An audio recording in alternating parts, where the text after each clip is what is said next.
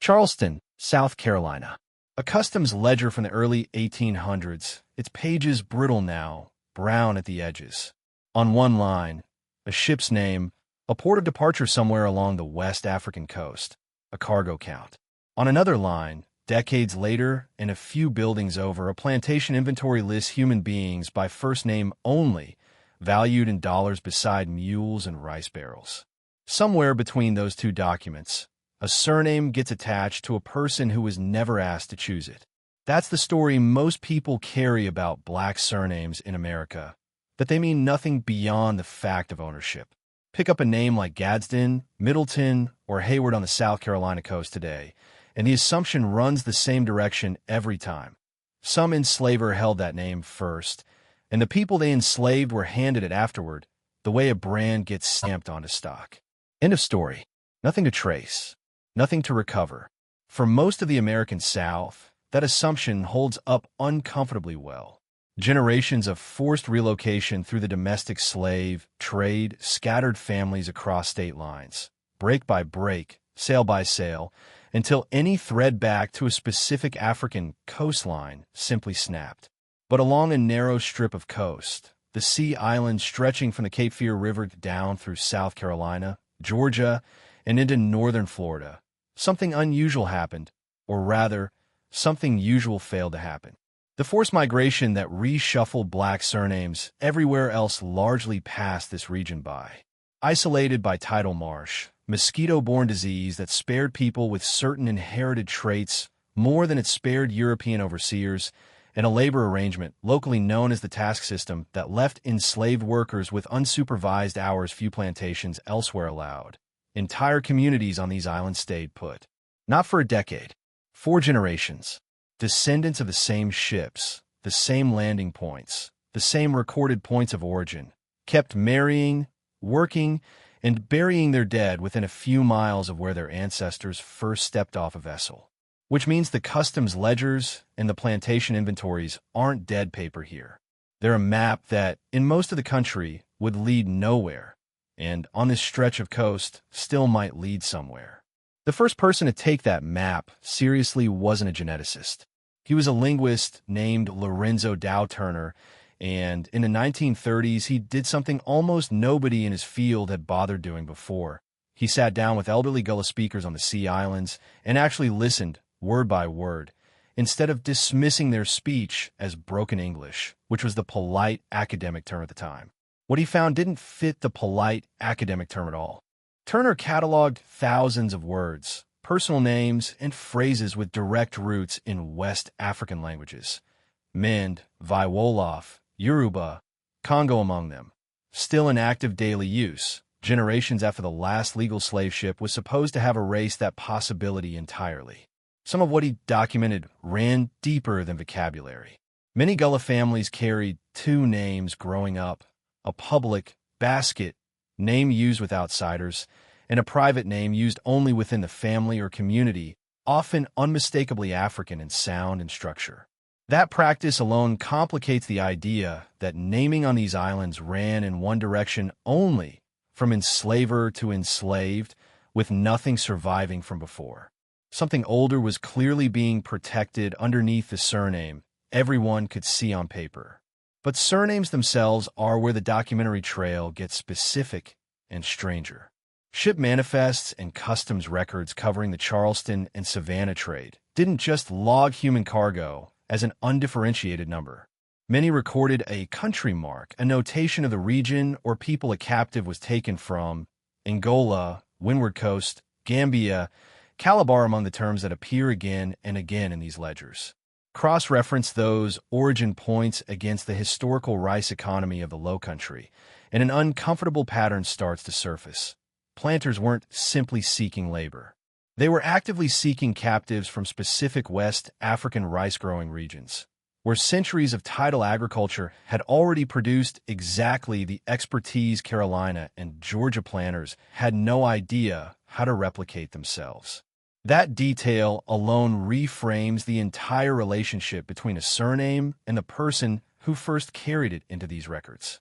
If a planter family's success depended on knowledge imported from a particular stretch of African coastline, then the enslaved people forced to work that land weren't interchangeable in the planter's own ledgers. They were sorted, valued, and sometimes purchased specifically because of where they came from, which means somewhere in those same ledgers, alongside the surname a family carries today, there may still sit a country mark nobody in that family has ever been told about.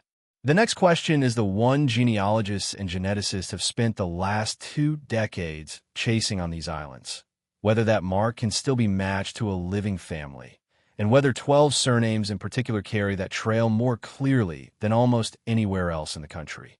In 1980, an American ethnomusicologist named Joseph Opala turned up something on the Sea Islands that sounds almost too clean to be true, the kind of discovery documentary producers dream about and rarely find. A woman named Mary Moran, from the small Gullah-speaking community of Harris Neck, Georgia, could still sing a morning song passed down through her family, in words nobody around her could translate. Not English, not standard Gullah vocabulary.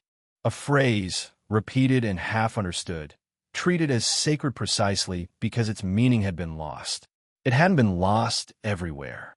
Linguists eventually traced the song's language to Mende, spoken in Sierra Leone, and matched it, word for word, nearly note for note, to a funeral song still performed in a village along the Sierra Leone coast, remembered there through an unrelated line of oral transmission. 2 communities, separated by an ocean and roughly 200 years, had each kept half of the same sentence alive, without knowing the other half still existed. That single match didn't happen in isolation. It sat on top of decades of quieter documentary work tying the Sea Islands specifically to Sierra Leone's rice coast.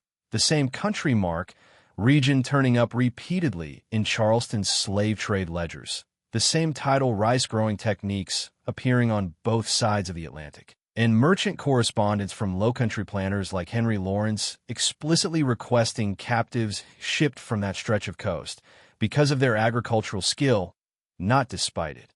Bance Island, a slave trading post off the Sierra Leone coast, appears by name in South Carolina's own colonial shipping records often enough that historians now treat the connection as one of the best documented origin corridors in the entire domestic record. Not a folk claim, but a paper trail. Genetic research has since added a second, independent thread to that paper trail rather than simply confirming it.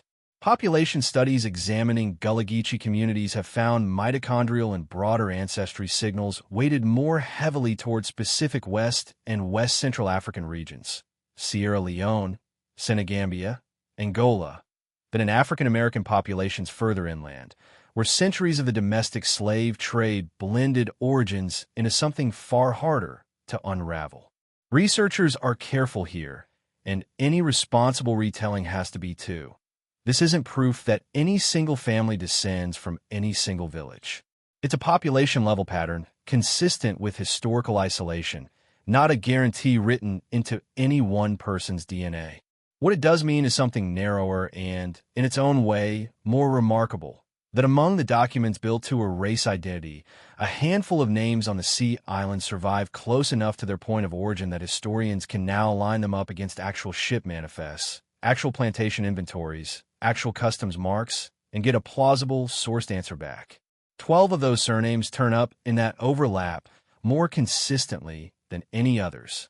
Fraser, Simmons, Jenkins, Gadsden, Middleton, Manigault, Hayward, Grant, Smalls, Chisholm, Laguerre, Singleton.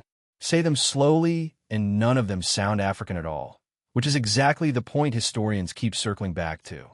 Every one of these surnames traces, on paper, to a European planter family that once held enslaved people along the lowcountry coast. That much fits the assumption most people start with. What doesn't fit is what happens when genealogists follow each name past the plantation ledger and into the customs house records, the probate inventories, the church registers of the Sea Islands, because in family after family, the trail doesn't scatter the way it does almost everywhere else in the country. It holds together generation after generation on the same few islands, often within sight of the same tidal creek. Robert Smalls is the name most people already half know, even without realizing it belongs on this list. Born enslaved near Beaufort, South Carolina, he commandeered a Confederate transport ship in 1862, sailed it, and his family passed harbor defenses to Union lines, and later served in Congress. A documented, court-recorded, newspaper-covered chain of events that leaves almost nothing to speculation.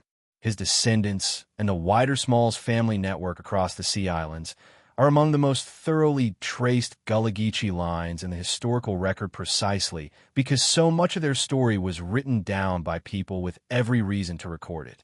That's the real answer sitting underneath the title of this investigation. These 12 surnames aren't proof of ownership dressed up as heritage.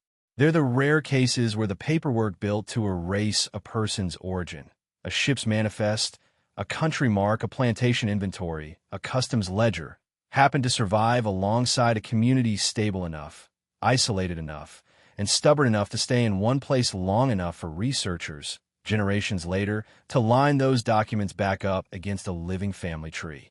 Most African American genealogy hits a wall somewhere before 1865, where the domestic slave trade broke the paper trail beyond repair. On these islands, for these names, the wall has more gaps in it than almost anywhere else in the country. None of this closes the case for any one family with certainty. Genealogists are still careful to say that a shared surname is a lead, not a verdict. A reason to look closer at church records, probate files, and DNA cousin matches, not a guaranteed bloodline back to a specific ship. But for a population whose history was so often reduced to a line item beside livestock, having 12 documented threads worth pulling is not a small thing. The Sea Islands are still there. The marsh grass, the tidal creeks, the small church cemeteries where these surnames repeat on stone after stone. What survived on that narrow strip of coast wasn't just a dialect or a song or a name. It was a record, one that still answers, more often than anyone expected, when someone finally asks it a direct question.